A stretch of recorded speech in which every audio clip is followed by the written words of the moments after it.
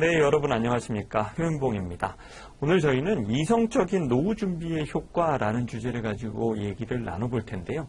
왜 이성적이냐라는 부분을 붙였다라고 하면 미루어 짐작해 보시건대 본능적으로도 잘 안 되고, 감정적으로도 잘 안 된다.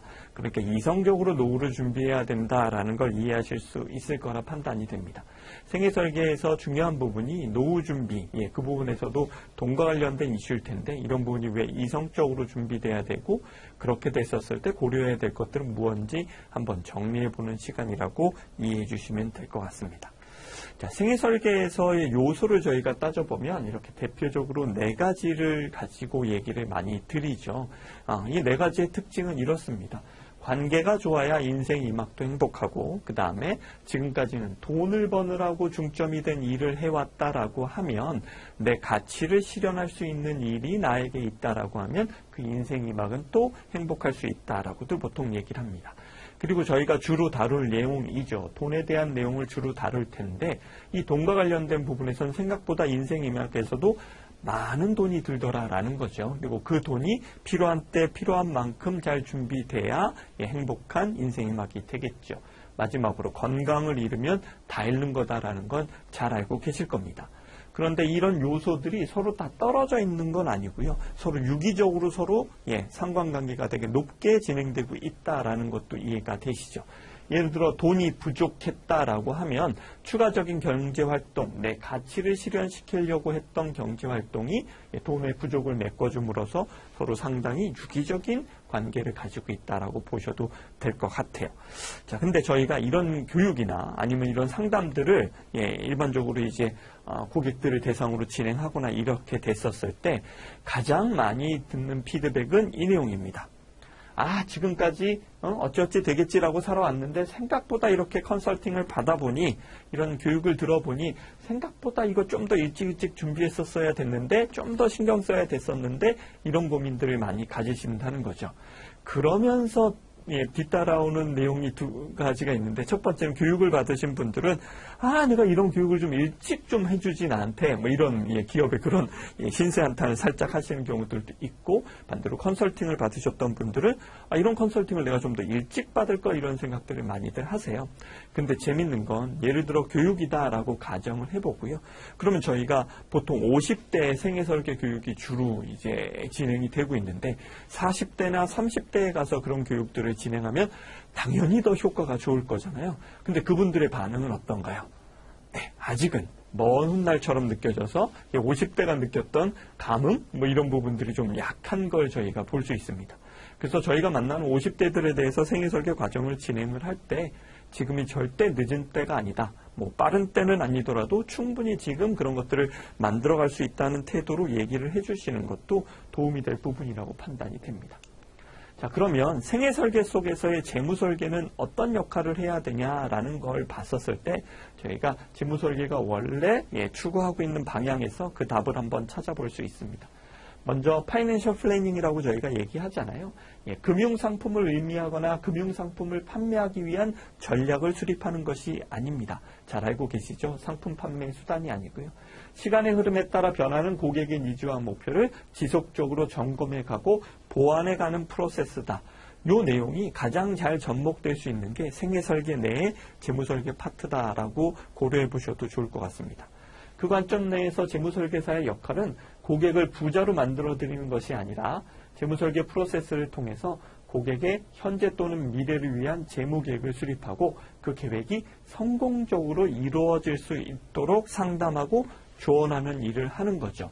자, 저희가 생애설계 과정에서도 마찬가지죠. 그분들에게서 아까 생애설계 4요소 중에 돈에 대한 부분을 가지고 큰 부자를 만들어 드린다는 게 아니라 그분 인생 생애 전체에서 필요한 자금에 대한 계획을 듣고 그 계획을 달성하기 위한 최적의 방안, 놓치고 계신 거나 아니면 좀 과하게 생각하셨던 부분들을 정리해서 최적의 방안을 찾아드리고 끝나지 않죠. 그 과정을 함께 나가는 것이 필요하니까 그런 관점에서 생애설계 내의 재무설계가 필요하다. 이렇게 이해하시면 될 거라 판단이 됩니다.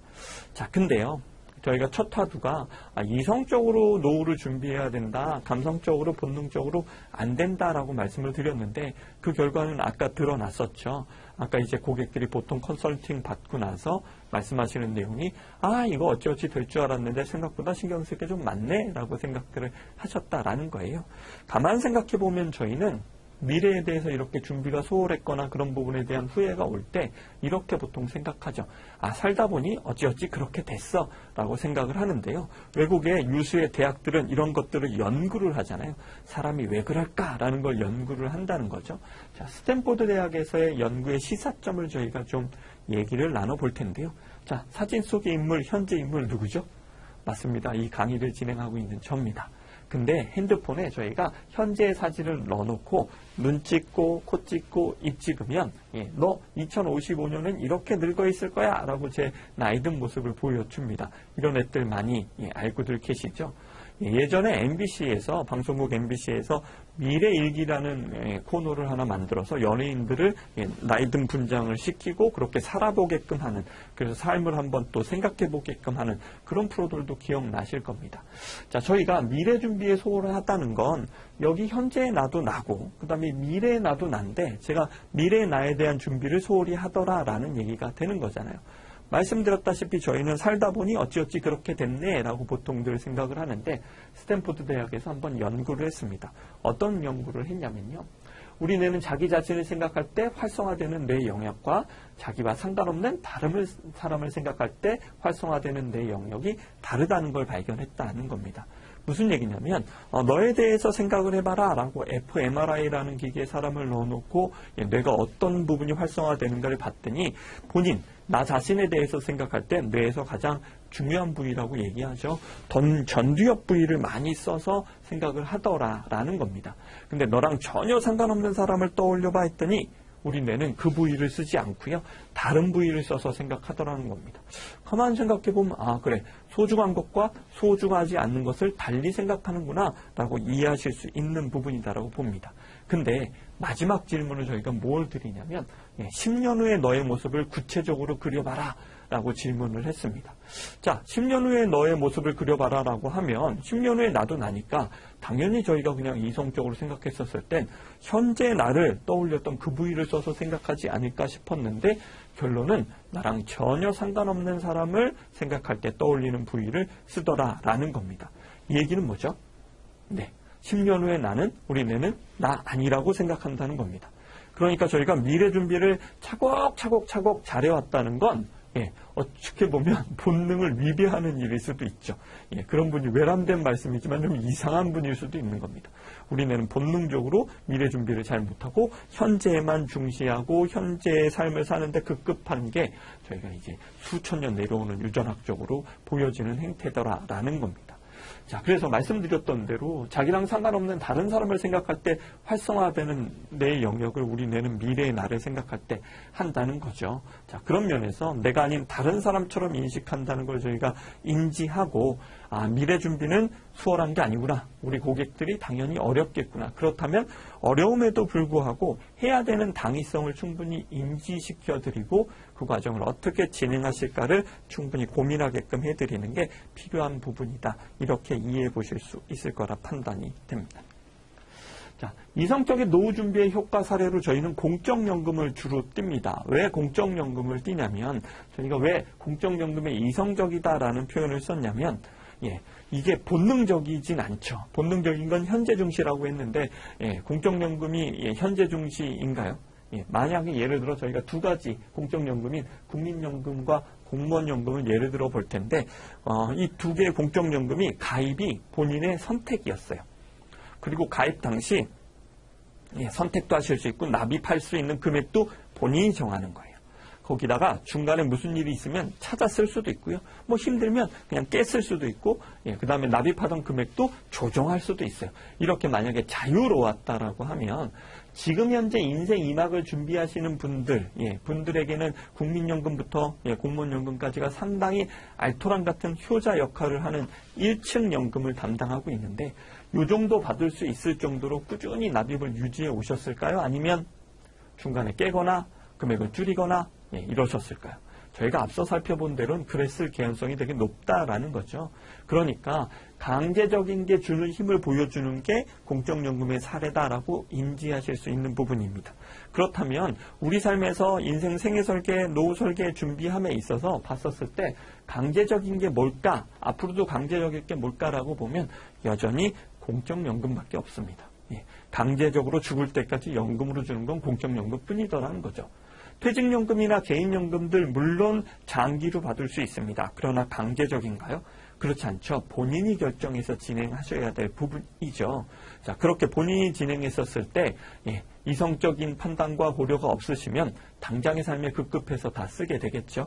보통들 저희 고객들이 퇴직연금 받으면 그 돈 가지고 집 빚 있는 거 갚아야겠다라고 생각하시거나 자녀 결혼하는데 이 돈 갖고 목돈 나오니까 써야겠다라고 생각하시는 건 생애 전체를 고려하지 않은 부분일 수 있잖아요. 이렇듯이 저희가 그러면 강제적인 거의 효과를 저희가 한번 공적연금을 통해서 확인하고 나머지 자산들에 대해서 내 스스로가 어떤 걸 강제할지 고객과 상담하고 얘기해 볼 수 있어야 된다라고 판단이 듭니다. 자, 공적연금 사례 살짝 봤으니까 저희가 이슈를 좀 다루면 국민연금 대상자들이 당연히 공무원연금 대상자들 부러워하겠죠. 지금 퇴직하시는 분들의 경우엔 훨씬 더 많은 금액을 받고 그 다음에 저희가 소위 말하는 소득 절벽 구간이다라고 하는 구간도 없이 바로 수령을 하니까요. 자, 공적연금이라는 게 그렇지만 낸 돈을 가지고 돌려받는 건 아니지만 자, 강제적으로 어떻게 해왔냐라는 이슈에선 고객과 충분히 얘기해 볼 이슈가 하나 있습니다. 뭐죠? 국민연금 같은 경우에는 현재 소득의 9%를 떼서 모아가고 있죠. 근데 공무원연금은 현재 얼마일 때 가죠? 소득의 18%를 떼갑니다. 그러니까 훨씬 더 많은 금액을 적립하고 있다는 건 저희가 충분히 시사점이 있는 부분이겠죠. 더더군다나 국민연금 같은 경우에는 소득월액 상한액이라는 게 존재하죠. 2021년, 22년 기준으로는 524만 원, 전년도엔 503만 원으로 매년 조금씩 높아지는데 이 이상의 소득에 있을 경우에는 9%를 내지 않죠. 여기까지만 9%를 내니까 어떤 예를 들어 대기업 다니시는 분들이다라고 하면 이 금액을 훌쩍 넘어서서 9%도 채 내지 않고 있으실 확률도 있다라는 것도 얘기해 볼 부분입니다. 당연히 저희가 그러면 공무원연금을 부러워만 할 게 아니라 여기서 저희가 충분한 자금을 만든다라고 하면 국민연금 대상자들은 내 스스로가 개인연금을 보강해서 이 정도 손을 내가야 되는 건가? 라는 고민 해보실 수 있게끔 도와드려야 될 부분이 있을 거라 판단이 됩니다. 자, 퇴직연금 이슈도 한번 얘기해 볼 것들이 있습니다. 퇴직수당이, 아까 공무원연금에서도 퇴직연금 형태의 연금이 있죠. 그걸 저희가 퇴직수당이다라고 하는데, 요건 급여의 3.24%씩 모아가고 있는데, 퇴직연금은 얼마나 모으죠? 12달치에 한 달치를 더 주니까 약 한 8.3% 정도 되는 꼴이잖아요. 그러면 퇴직연금은 훨씬 더 국민연금 쪽이, 일반 기업에 다니시는 분들이 높은 거잖아요. 그럼 저희가 뭘 생각할 수 있죠? 300만 원을 부러워만 할 게 아니라 우리 1층이 이러니까 2층인 퇴직연금을 잘 만들고 잘 나누어 써야 되는 게 필요하겠다. 이런 기준으로 보시면 될 것 같아요. 자, 일반적으로 대기업에서 높은 연봉을 받으면서 장기 근속하신 분들은 이 정도 160만 원 정도 되지만 지금 현재 2021년 4월 기준으로 국민연금 1인당 지급액은 한 49만 원 선밖에 되지 않아요. 그만큼 덜 내고 납입 기간도 짧았던 분들도 많으시다는 거죠. 그런 분이면 더더군다나 인생망의 플랜에서 나머지 것들을 어떻게 해야 될까? 이런 부분을 고민하셔야 될 이슈인데 그런 것들에 대한 답을 저희가 풀어드려야 될 부분이 있을 거라 판단이 됩니다. 자, 근데 저희가 이성적으로 노후 준비를 해야 된다라는 거에서의 기준 중에 하나가 가장 큰 게 뭐죠? 오래 살기 때문이다. 오래 사는 위험 때문이다라고 얘기하잖아요. 모아놓은 자산 가지고 저희가 10년, 2년만 산다라고 하면 별 고민 없을 텐데 꽤 긴 인생을 살아야 된단 말입니다. 그래서 고객과 충분히 이런 부분이 협의가 돼야 될 필요성이 있죠. 상담하시는 분과. 그럼 어느 정도까지 살 거냐. 여전히 특징은요. 간혹 100세를 준비하시는 분도 계시고 90세를 대비하시는 분들도 있지만 오래 살기 싫다라고 얘기하시는 분들이 여전히 많은 것도 사실이거든요. 그런 분들에게 저희가 한번 얘기할 수 있는 여러 이슈 중에 통계청의 기대 연명 추이를 가지고 얘기해 보는 것도 도움이 될 것 같다 준비를 좀 해봤습니다. 예를 들어 50대 분을 만난다라고 하면 2019년 현재 기대 여명 추이가 한 32년 정도 남았으니까 이분이 한 82세까지 산다라고 가정해 볼 수 있잖아요. 자, 근데 지금 50세 남자가 82세까지 사는데 그에 태어난 2019년에 태어난 애는 80.3세밖에 기대 여명이 그러니까 더 짧아요. 나이 든 분보다. 왜 그럴까요? 맞습니다. 이 아이는 이 사이에 돌아갈 확률이 먼저 죽을 확률이 꽤 있는 부분이죠. 그렇지만 50대 사신 분들은 그런 고비를 다 넘기고 확률적으로도 높은 구간에 해당이 된다는 걸 볼 수 있고요. 근데 특징은 그러면 82세까지만 살면 되네. 왜 그렇게 겁을 줬어? 라고 얘기할 수 있는데 자, 10년 대비 얼마 늘었나 했더니 한 3년 정도 는 거예요. 매년 0.3년씩 늘었다라는 거죠. 그러니까 이 추이가 지속된다라고 가정하면 저희가 조심스럽게 90세, 100세 이렇게 살 수 있다는 걸 가정하고 미래를 준비해야 될 필요성이 당연히 있는 부분이겠죠. 재밌는 건 2018년에 이 증가 추이가 전년 대비 한 0.1년 정도밖에 안 늘었어요. 그래서 이젠 증가 추이가 주나 했더니 웬걸 2019년에 안 늘었던 거 다 합쳐가지고 0.5%나 는 꼴이라 앞으로도 10년 단위 한 3년의 증가 추이는 저희가 감안하고 고려해야 될 부분이다라고 보시면 될 것 같아요.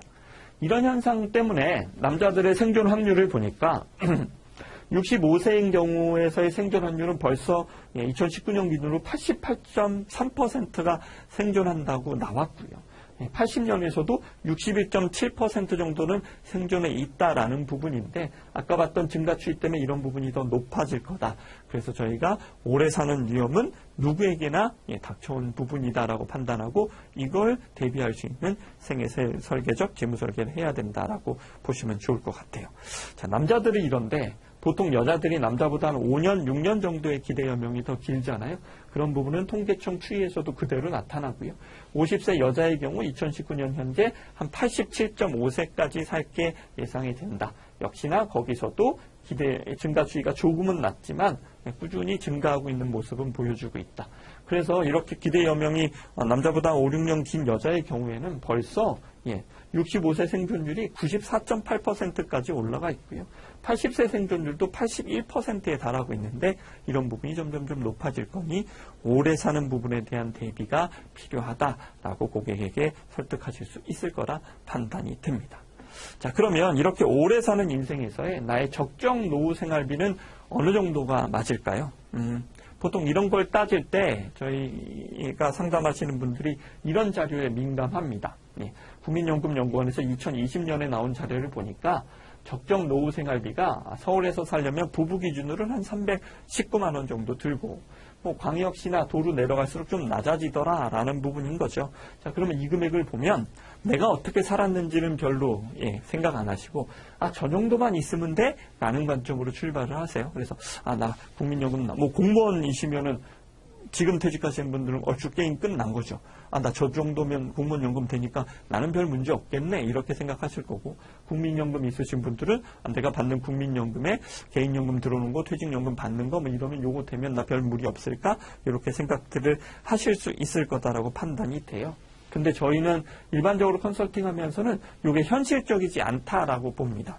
무슨 얘기대로 말 그대로 그냥 설문조사 값이고 그거의 평균값이잖아요. 그러니까 내가 지금까지 평균의 삶을 살았냐 해서 출발해야 된다. 그러니까 내 몸에 맞는 내 거를 저희가 좀 찾아야 되는데요. 통계적이 아닌 내 가정의 적정 노후 생활비는 어디서 출발하냐면 본인의 현재 생활비에서 출발해야 된다라는 부분입니다. 자, 그래서 만약에 적정 노후 생활비 예상액이 현재 생활비보다 작은 경우, 예를 들어서 지금은 저는 한 400만 원 정도 쓰고 있습니다. 근데 나는 노후에는 300만 원 쓸 거예요. 그러면 100만 원이 어디서 주는지 정리 한번 해보시는 게 필수적인 거라는 거죠. 그때 가서 어떻게 되겠지. 그거에 맞춰서 살면 되지 라고 쉽게들 얘기하시는데 지금까지 경험이 지금 이 강의를 들으시는 분들이나 아니면 여러분들이 만날 고객분들 모두 다가 돈이란 놈이 그렇게 호락호락한 놈이 아니라는 건 다 동의되고 이해되시는 부분일 거다라고 판단이 됩니다. 무슨 얘기라면 그렇게 적게 쓰기가 쉽지 않더라라는 거죠. 그렇게 쉽게 싹 변하지 않더라. 만약에 정말 그렇게 줄여 써야 된다라고 하면 준비하시는 과정에서 그렇게 연착륙을 시키시는 노력을 해야 될 필요성이 있다라는 거죠. 자, 그런 부분에서 현실적이고 합리적인 노후 생활비 계획이 필요하다 이렇게 보시면 됩니다. 자, 그 다음에 은퇴 2막, 인생 2막 삶에서의 저희가 노후 생활비가 일정 금액이 들어가진 않죠. 보통 그래서 활동기, 회상기, 간병기 이렇게 나누어서 얘기들을 보통들 합니다. 자, 활동기의 기간은 보통 75세, 80세까지도 요새는 보는 것 같아요. 그래서 보통 원래 사셨던 건강한 몸이 유지되면서 여러 활동들이나 이런 것들을 적극적으로 하는 부분이죠. 자, 그런 관점에서 생활비 규모의 특징은 은퇴 전 생활비 수준에서 크게 벗어나지 않는 특징을 갖고 있고요. 자, 근데 회상기는 어떠냐라고 하면 인생을 정리하는 시기로 몸이 예전 같진 않은 거죠. 그래서 보통 활동이 위축되면서 축소됨에 따라 생활비도 축소되는 경향들을 보이고 있습니다. 그래서 보통 50대가 이제 컨설팅을 받는다라고 가정을 하면 이분들이 노후 생활비 얼마예요? 라고 얘기할 때 우리 부모님이 얼마나 쓰시는가를 많이 보실 때가 있어요. 근데 그 부모님은 회상기에 들어가 있을 확률들이 높죠. 자, 근데 이런 회상기 때 적어진 생활비나 이런 것들이 의료비로 다 충당이 될 수도 있다라는 부분도 있고요. 아시다시피 간병기는 이제 나이가 들면서 저희가 지금 현재는 80세지만 그게 점점 더 길어질 거로 예상되는데 의료비나 이런 것들이 발생할 수 있는데 이건 얼마가 될지 개별 케이스마다 다 다른 부분이고 이에 대한 대비도 일정 부분 필요하다라고 보는 거죠.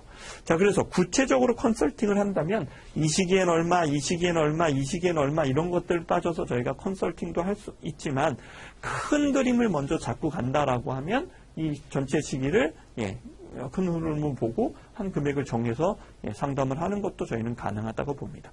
물론 더 구체적으로 하면 더 효율적이겠지만 고객을 큰 그림에서 일단 정리를 시켜드리고 진행한다는 차원에선 말씀드렸던 대로 활동기 생활비에서 회상기 때는 생활비는 줄지만 의료비가 추가될 수도 있고 이런 것들도 감안할 수 있는 거니까요. 그런 기준에서 잡아보시면 좋을 것 같다. 이렇게 정리해 볼 수 있을 것 같습니다. 자, 그래서 저희는 이런 화두를 소비해서 좀 고객이랑 많이 얘기합니다. 인생이라는 삶의 연비다라고 보는 거죠. 저희가 차는 연비 좋은 차를 타고 싶어들 하세요.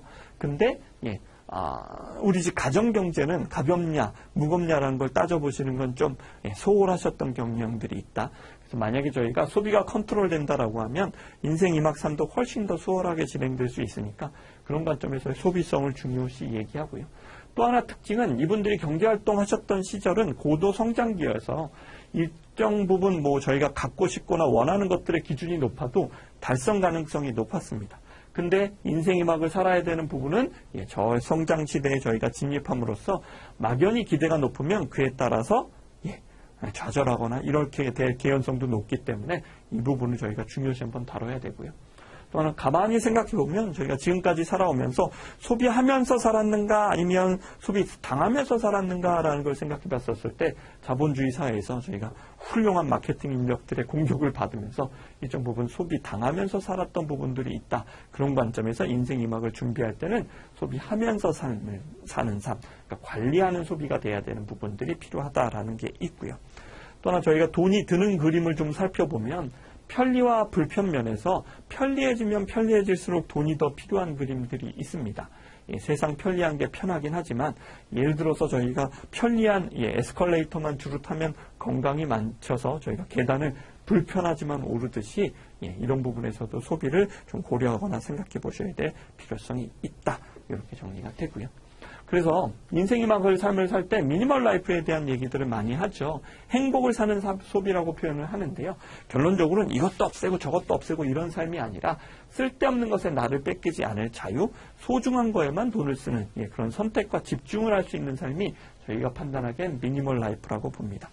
미니멀 라이프 관련 여러 책을 제가 읽어봤는데 가장 핵심적인 내용 중에 하나가 저희가한테 확 와닿았던 게 당신이 사는 집은 물건씨가 사는 집입니까? 당신이 사는 집입니까? 라는 표현이었어요. 무슨 얘기냐면 저희가 가지고 있는 물건이 많기 때문에 그걸 다 수납하려면 집이 넓어야 되는 거죠. 근데 그 물건들을 저희가 자주 쓰고 이런 물건들이면 모르겠는데 1, 2년 이상 한 번도 안 쓰고 처박아 놓은 물건들 때문에 우리 집이 넓어야 된다라고 하면 적절하지 않은 그림이 되겠죠. 그런 면에서 인생 2막의 소비에서는 또 한번 생각해 봐야 될 부분이 있고요.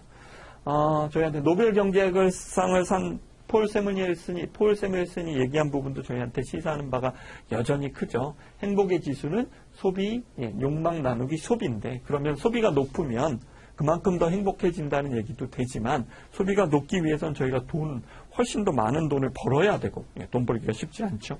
더 많은 투자를 해서 수익도 크게 늘려야 되고 이런 고충들이 따라오는데 저희가 욕망을 조절할 수 있다면 행복의 크기는 커진다라는 게 다른 어느 때보다도 인생 2막 삶을 준비하면서 한 번쯤 고려해 보셔야 될 내용이 되겠다.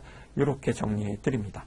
자, 1차 시는 여기까지 진행하고요. 2차 시에 좀 더 구체적으로 또 말씀들 나눠보도록 하겠습니다. 수고하셨습니다.